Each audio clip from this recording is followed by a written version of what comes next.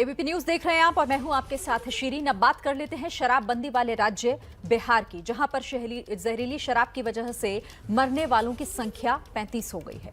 गोपालगंज में 20 तो बेतिया में 15 लोगों की जान जहरीली शराब की वजह से चली गई। कई लोगों की आंखों की रोशनी तक चली गई है।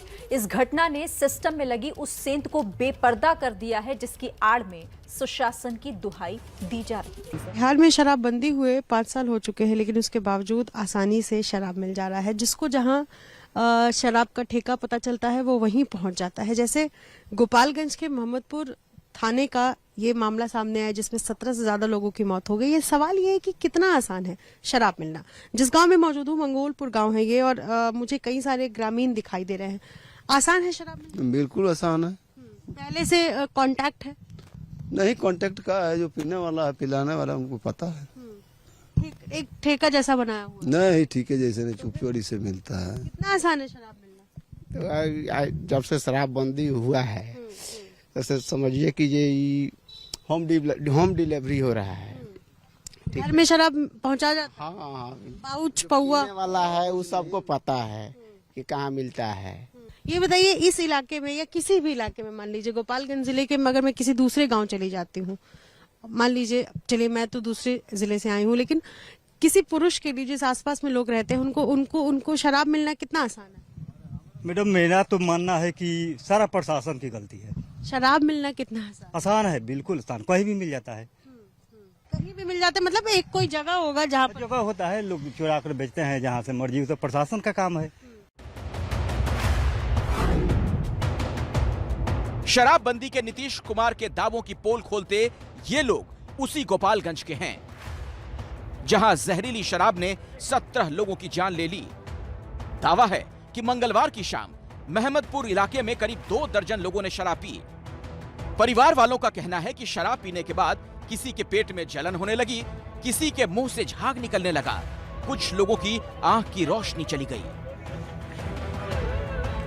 ये आपको सामने एक घर में दिखा सकूं। दरअसल 2 तारीख की ये घटना है और कहा जा रहा है कि 2 तारीख को ही इस आसपास में जो लोग रहते थे वो सभी एक साथ किसी अड्डे पर, किसी जगह पर गए थे सामूहिक तौर पर, और उन लोगों ने ऐसी शराब पी ली जिसमें ऐसी कुछ मिलावटी चीजें थी जिससे लोगों की, तमाम लोग जो इस आसपास में रहते थे, जो खासतौर पर वहां गए थे शराब पीने, उनकी मौत हो गई। बार बार इसी बात को लेकर सवाल उठाया जा रहा है कि जिस बिहार में शराबबंदी है वहां जहरीली शराब पीने से एक ही गांव के अगर इतने लोगों की मौत हो रही है तो क्या इसे सिस्टम की नाकामी नहीं कहेंगे? जिस मां पर इन छोटे छोटे बच्चों को संभालने की जिम्मेदारी है, वो खुद को ही नहीं संभाल पा रही। पति की मौत का ऐसा सदमा लगा कि ये महिला ठीक से बोल भी नहीं पा रही है।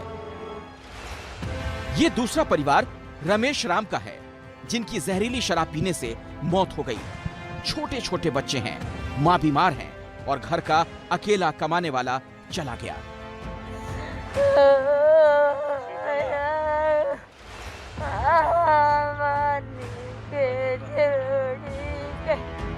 राम बाबू के घर भी मातम पसरा हुआ है। बेटा विशाल अपनी मां के आंसू पोंछ रहा है और इसके साथ ही ये सवाल कर रहा है कि उसके पिता की मौत का जिम्मेदार कौन है।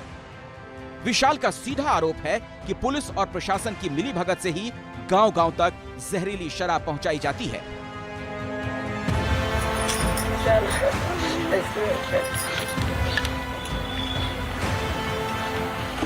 यहाँ के सब चौकीदार सब किसी से पैसा लेते हैं, सब चौकीदार पैसा लेते हैं, किसी को कोई पकड़वाता नहीं है। कुछ भी हो रहा था, कोई नहीं, एको आदमी को पकड़ कर लेकर नहीं गए हैं लोग थाने में।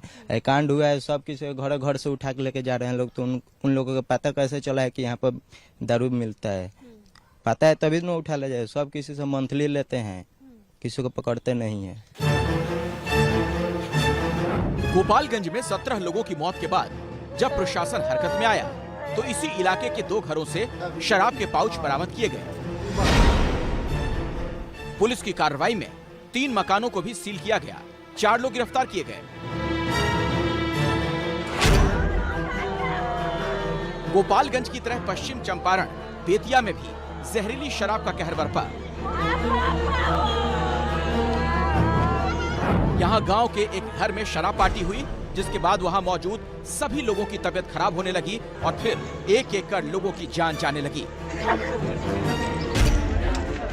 हमेशा की तरह प्रशासन पहले इस कोशिश में लगा रहा कि गांव में हुई इन मौतों को जहरीली शराब से ना जोड़ा जाए, लेकिन गांव के लोगों ने सच्चाई सामने रख दी।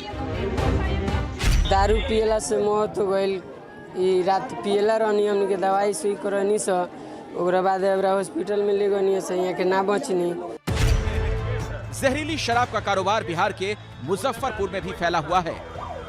सिर्फ इस साल अब तक 3 बार यहाँ शराब के कारण लोगों की जान जा चुकी है। पिछले हफ्ते पंचायत चुनाव के बाद सरैया इलाके में शराब पीने से 6 लोगों की मौत हो गई और कई बीमार पड़ गए। लोगों का कहना है कि यहाँ चौक चौराहों पर आसानी से शराब मिल जाती है। इससे पहले 24 अक्टूबर को सीवान में जहरीली शराब पीने से 5 लोगों की मौत हुई। कहीं शराबबंदी नहीं है और यह सरकार हर मोर्चे पर बिल्कुल विफल है, फेल हो गई है। धड़ल्ले से शराब का माने बिक्री और छूट करके लोग पी रहे हैं और लोगों की मौत हो रही है। मैं कहता हूं कि मान लीजिए कि अगर जहरीली शराब से भी, तो क्या SC/ST एट्रोसिटी एक्ट नहीं है इस देश में लागू है ना? उसके बाद भी SC/ST पे एट्रोसिटी होती है कि नहीं होती है? जो व्यक्ति बेच रहा है शराब, उसकी तो नीयत खराब, वो तो बना रहा है और बेच रहा है, लेकिन जो लोग पी रहे हैं इस तरह के शराब को, उनको भी तो ये बात समझना पड़ेगा ना। मुख्यमंत्री नीतीश कुमार की तरह उनकी सरकार के मंत्री भी जिम्मेदारी लोगों पर ही डाल रहे हैं, लेकिन पता सभी को है कि इन सवालों का जवाब देना मुश्किल है। इसीलिए कुछ नेता और मंत्री शराब के कारण हो रही मौत के सवालों पर भागते नजर आए। सर, बिहार में सर शराब कांड हो गए हैं सर, कई लोग मर गए हैं सर। शराबबंदी के बाद लोग मर रहे हैं शराब पीकर। नेताओं की इस चुप्पी की वजह है ये सच जो ABP news reporter Prakash Kumar के कैमरे में कैद हो गया।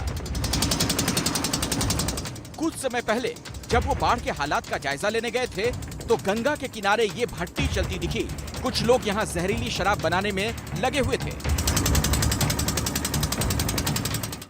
एक सिंडिकेट, माफी के साथ कहता हूँ, ये सिंडिकेट जो गांव देहात से लेकर पटना के ऊपर सत्ता शीर्ष पर बैठे हुए लोग चला रहे हैं। अगर शराब सप्लाई हो रही है, लोग पी के जान दे रहे हैं, तो आपकी व्यवस्थाओं की नाकामी या व्यवस्था के अंदर एक नई व्यवस्था ने जन्म लिया जिस पर आपका कोई वश नहीं।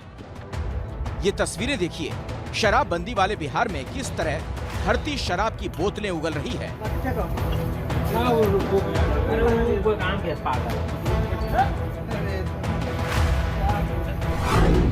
हाजीपुर में शराब कारोबारियों ने शराब की बड़ी खेप जमीन के अंदर गाड़ कर रखी हुई थी। चुनाव के कारण जब प्रशासन ने छापेमारी शुरू की तो शाहदुल्लापुर गांव में यहां पर एक के बाद एक शराब की बोतलें निकलने लगीं।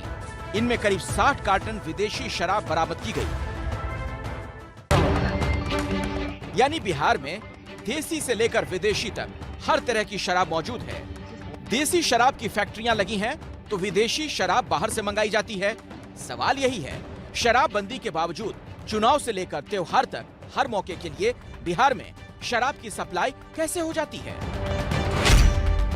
गोपालगंज और बेतिया में हुई मौतों के बाद नीतीश सरकार के आबकारी मंत्री ने माना कि चूक तो हो रही है। स्थानीय स्तर पर निश्चित रूप से कहीं न कहीं चूक या लापरवाही रही है। समाज में भी कुछ ऐसे लोग हैं जो इसका उल्लंघन करते हैं। देखिए, जहरीले शराब के बारे में कह देते हैं कि देख लीजिए कि क्या स्थिति है। हम तो इन लोगों को पूरे अधिकारियों से तो हमारी बातचीत होती जाती है, लेकिन अभी जो ये हो जाएगा, ये पर्व है, इसके बाद हम फिर एक दिन विस्तृत इसकी समीक्षा करने वाले हैं। सवाल यह है कि बिहार में शराबबंदी के 5 साल बाद भी अब तक शराब के कारोबार पर लगाम क्यों नहीं लग पाई? क्या शराबबंदी का मतलब सिर्फ ये रह गया है कि अब दुकानों की बजाय अवैध ठिकानों पर शराब मिलने लगी है? और अगर ऐसा है तो फिर सरकार पर ये आरोप क्यों न लगे कि पुलिस और प्रशासन की शह पर ही शराब माफिया लोगों की जान से खिलवाड़ कर रहा है?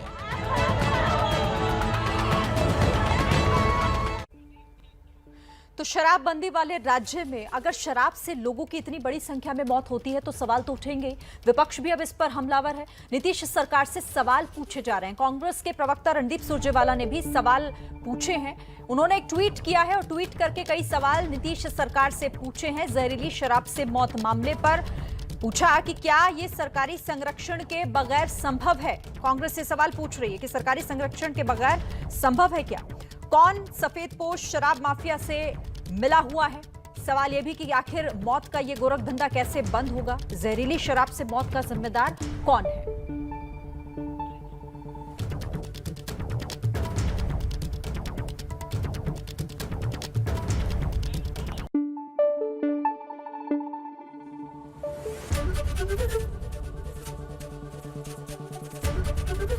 एबीपी न्यूज आपको रखे आगे।